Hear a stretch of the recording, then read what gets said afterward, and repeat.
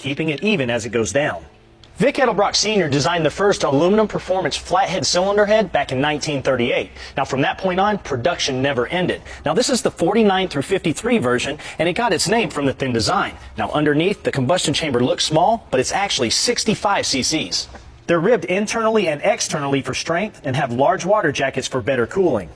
To protect the shiny finish of the nut, I'm laying a piece of tissue over them, then placing the socket over it. This will help avoid scarring to the hex portion of the nut. Both heads will be torqued in sequence to 60 foot-pounds. And for the final time, here's Edelbrock's vintage tri-power intake setup, and it's not just for show.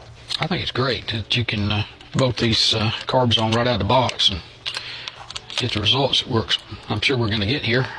The manifold looks so cool too. For Spark, a Mallory Unilite electronic distributor, a huge leap in technology from the 50s.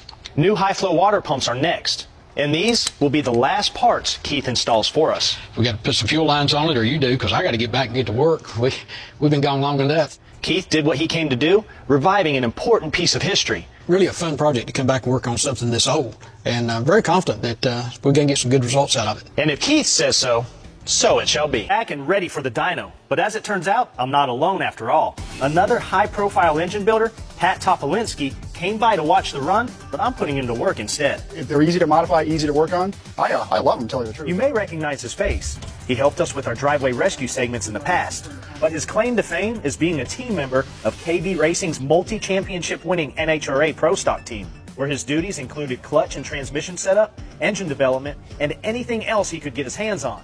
And today, it's a flathead. You know, I came here to watch, but I'm a horrible spectator. If you didn't come here to pitch in, you shouldn't be here anyway.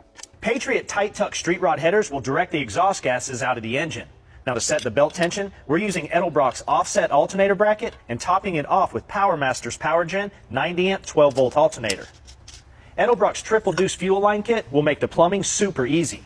Now the 94 two-barrel carbs were born in 1938 and production stopped in 57. In 2010, Edelbrock made them available once again to feed nostalgia engines like this.